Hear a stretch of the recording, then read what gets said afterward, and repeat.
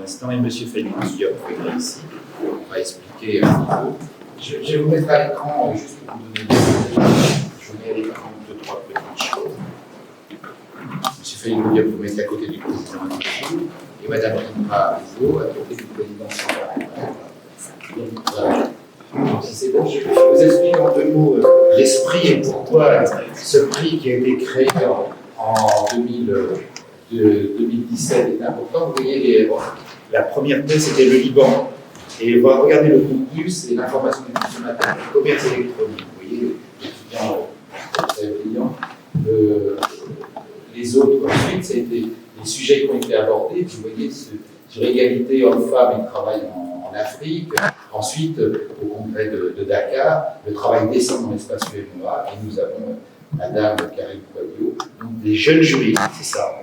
Ça sort un peu des sentiers battus, des thèses trop juridiques, c'est vraiment en lien avec les systèmes judiciaires. Et nous aidons, c'est un prix de 3 000 € qui est remis pour l'aide à la publication, c'est extrêmement important. Et nous avons des travaux de grande qualité, j'en ai cité quelques-uns. Il y a des mentions spéciales qui sont données, nous avions M. Calais la dernière fois, sur la comparaison France, États-Unis et Égypte sur le terrorisme, le droit du terrorisme. Je me souviens de l'appréciation qu'elle a apportée de M. Juge Cassiner sur ce projet. Voilà la publication de Mme Cadio. Voilà la remise du prix Tajucaf qui a été faite par Mme Cadio. Vous la voyez lors du congrès. Voilà, lors du congrès au Bénin. Voilà le prix qui va être remis. Voilà, vous avez la photo avec les deux lauréats. Et je vais laisser en fond d'écran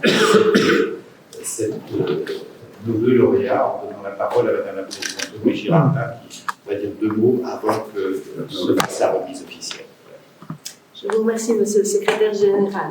J'ai eu l'honneur de présider le prix, le jury qui a distribué le prix en 2022.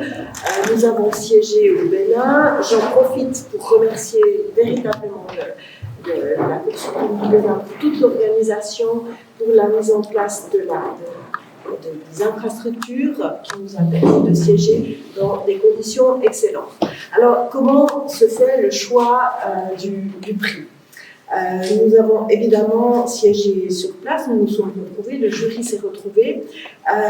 S'il a pu siéger et choisir les lauréats rapidement, avec une grande efficacité et se mettre d'accord sur les meilleures thèses et les meilleurs travaux, c'est parce qu'en amont, c'est fait un tri et une présentation des thèses. Et là, je voulais remercier aussi M. Jean-Paul Jean et toute son équipe parce qu'ils nous mettent à disposition du jury sur Internet, sur le site de la JUCAF, avec évidemment un code, pour chaque candidat, la thèse sur format informatique, ce qui nous permet de la consulter. Également des informations sur le CV, des indications sur la soutenance, et toutes ces indications nous permettent de faire notre choix. Comme l'a dit M. Jean-Paul Jean, le choix est dicté aussi par les objectifs de la JUCAF. L'idée est de récompenser soit des thèses qui traitent de sujets qui nous intéressent, de sujets juridiques qui nous intéressent tous, ou alors de thèses qui traitent, de travaux qui traitent plus spécifiquement d'un sujet propre à la magistrature, et je crois que aussi bien le prix que la mention spéciale expriment parfaitement ces deux objectifs. Merci, Madame Girardin. Il est à présent remettre à M. Falilou Diop du Sénégal. Voilà. Le prix de la JUCAF pour sa thèse qui a été réalisée sous le terme suivant: uniformisation du droit de la propriété intellectuelle et conflit de loi dans l'OAPI.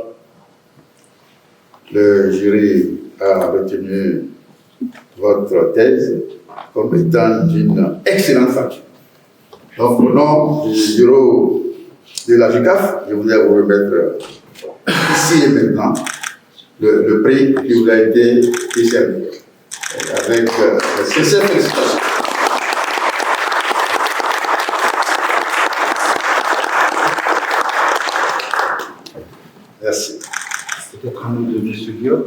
thèse a été tellement remarquable sur le fond, avec le droit de l'OHADA, qu'il a été immédiatement qualifié CNU en France et qu'il a obtenu un poste de maître de conférence à l'université de Lyon 3 immédiatement, ce qui montre le niveau de qualité de sa thèse. Voilà. Merci à vous. Très rapidement, je commencerai par vous exprimer toute ma gratitude pour avoir choisi ma thèse et l'avoir récompensée aussi de ce prestigieux prix des hautes juridictions francophones. Ce n'est pas rien, c'est immense pour moi, c'est immense pour mon université. C'est immense aussi pour mon directeur de thèse qui aurait bien voulu être présent ici aujourd'hui, mais qui, pour des raisons scientifiques et professionnelles, a été appelé aux États-Unis où il est actuellement, mais il avait bien envie d'être avec nous aujourd'hui. Et au-delà de ce prix, au-delà de cette récompense, j'ai envie aussi de remercier la JUCAF pour toutes ses actions pour le droit, pour la promotion du droit, pour la diffusion du droit aussi. Et j'irai dans le sens de Madame Girardin qui a exprimé tout à l'heure que l'accessibilité de la jurisprudence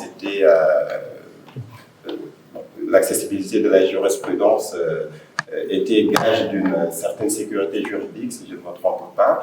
Et je dirais que c'est un cercle vicieux, c'est un cercle vertueux. C'est un cercle vertueux puisque une jurisprudence accessible fait une bonne doctrine fait les bonnes recherches font les bons textes font le bon droit, et le bon droit refait la bonne jurisprudence. Et donc, la bonne justice. Exactement, donc c'est un cercle vertueux dans lequel s'inscrit toute l'action de la JUCAF et tout juriste, lui, doit remercier moi à cet égard. Je vous remercie et voilà.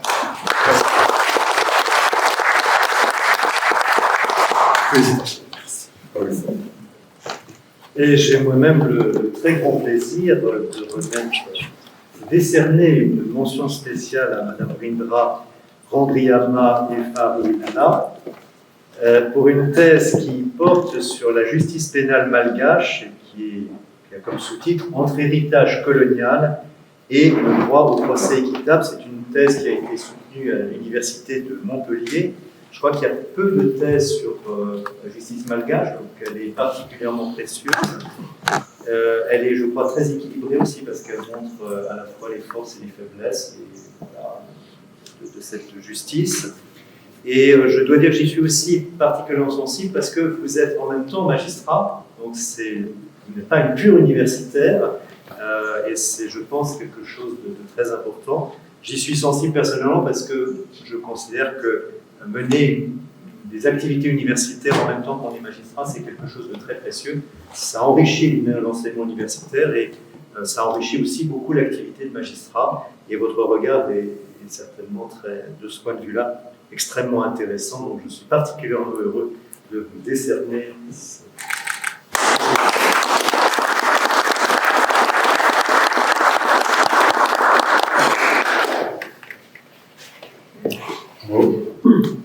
Peut-être pas un petit mot également, très rapidement. Merci. Je suis particulièrement émotionnée parce que je me retrouve au milieu d'éminents magistrats, moi qui suis magistrate, très petite magistrate. Et donc j'aimerais adresser mes remerciements à la JUCAF qui organise ce concours. Je pense qu'il est important pour les doctorants et également pour tous les académiciens de se voir reconnaître le travail qui est un travail solitaire et acharné. Et remercier aussi le jury de m'avoir attribué cette mention spéciale. Il y a derrière tout l'effort d'une famille, parce que je viens d'une famille très modeste où mes parents parlent difficilement français. Tous les deux, ils n'ont pas fait d'études supérieures, donc me voir aujourd'hui récompensé de la mention spéciale très c'est de l'ordre de ce qu'on n'aurait même pas pu rêver. Et également voir une magistrate Donc, le travail d'une magistrate, je pense, récompensé par la JUCAP, magistrate malgache, inédit. Donc, merci vraiment et merci pour le lot de prix qui va me permettre de partager ce travail à tous les collègues.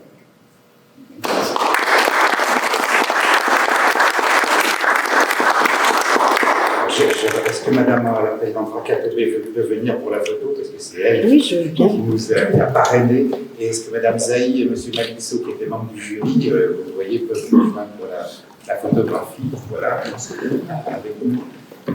Que nous avons aussi permis à Madame Zubra Arizo justement de venir faire un stage cette semaine auprès du Parquet national financier et des juges d'instruction financiers, puisqu'elle est spécialisée dans la lutte contre la corruption et puis dans les priorités de la JUCAP, c'est extrêmement important. Donc nous avons à la fois de hautes personnalités, de jeunes d'avenir, et je crois que c'est ça qu'on voulait avec la JUCAP, récompenser.